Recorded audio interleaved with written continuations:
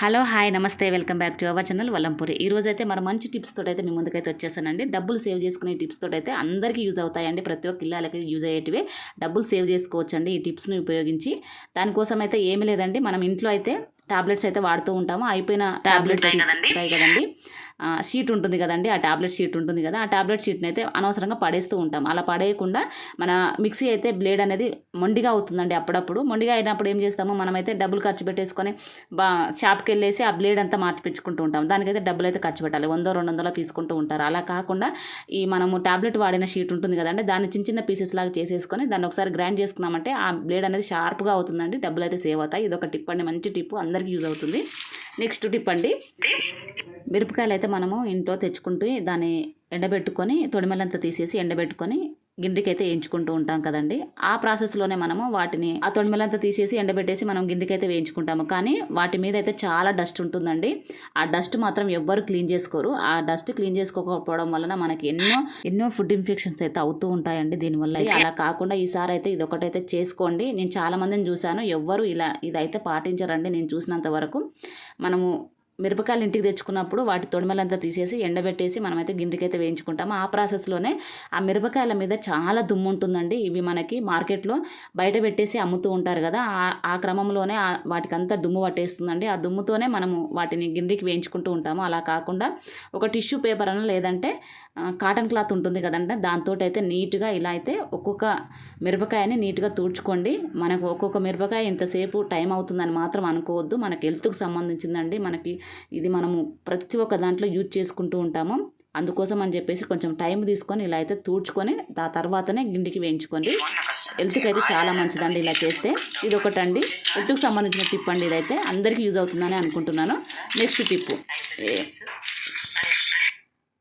మనకు అయిపోయిన tablet sheet తోటి కూడా ఇంకో ప్రాసెస్లో కూడా అది కూడా చేసుకోవచ్చు అండి. అది ఇంకో టిప్ అండి. ఇది ఎన్నో ఉన్నాయండి మనకి ఈ ఎక్స్పైర్ అయిన టాబ్లెట్స్ వల్ల, అలాగే ఆ షీట్ వల్ల కూడా మనకు పడేయకుండా ఎన్నో రకాలుగా అయితే యూజ్ అయితే చేసుకోవచ్చు అండి.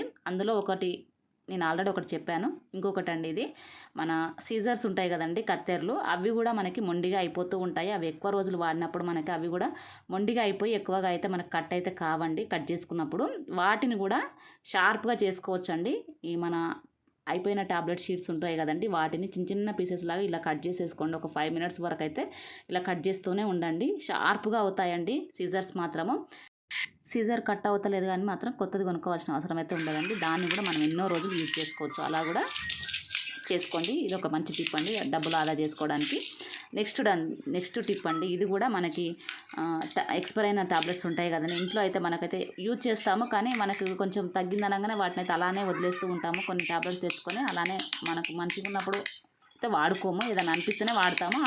మనకి ఏదైనా అయినప్పుడు మాత్రం ఎక్కువగా తెచ్చుకొని ఇంట్లో పెట్టుకుంటూ ఉంటాము. అవి అలానే ఉండిపోతూ ఉంటాయి కదండి, వాటిని అయితే అనవసరంగా పడేస్తూ ఉంటాము. అవి పడేయకుండా ఇలా అయితే చేసుకోండి. ఈ ఎక్స్పైర్ అయిన టాబ్లెట్స్ తోటి ఎన్నో టిప్స్ ఉన్నాయండి. వాటిని ప్రతి ఒక్కటి నేను కమింగ్ అప్ వీడియోలో అయితే పోస్ట్ చేస్తాను. అందులో ఒకటి నేను ఇప్పుడైతే చూపిస్తున్నాను.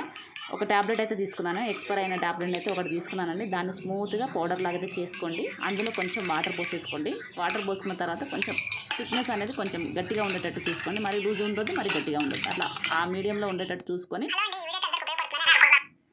ఆ తర్వాత అయితే మనము ముందుగా రెడీ చేసుకున్న లిక్విడ్ ఉంది కదండి, వాటిని అయితే మనకి డోర్ల దగ్గర కొంచెం పైకి కింద అంత చెదలంతా వచ్చేస్తూ ఉంటుందండి. ఒక్కొక్కసారి అయితే చీమలు కూడా ఎక్కువగా ఉండి కూడా మనకి ఆ డోర్ అంతా పాడైపోతుంది. చెదల వల్ల అయితే డోర్ అంతా పాడైపోతుందండి. మట్టి అంతా ఇట్లా పట్టేసేస్తుంది ఉంటుంది. ఆ చెదలు పోవడానికి, ఆ చెదల పురుగు అనేది రాకుండా ఉండడానికి అయితే ఇదైతే మంచి టిప్ అండి. ప్రతి ఒక్కరికి యూజ్ అవుతుందని అనుకుంటున్నాను. తప్పకుండా అయితే ఇదైతే ఒకసారి అయితే యూజ్ చేయండి, ఒకసారి అయితే ట్రై చేయండి.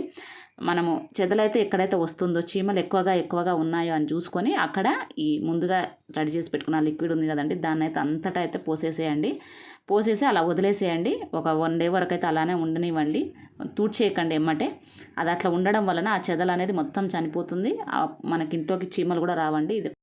ఇంతేనండి ఈ వీడియో కనుక నచ్చినట్టయితే లైక్ చేయండి. Thank you for watching.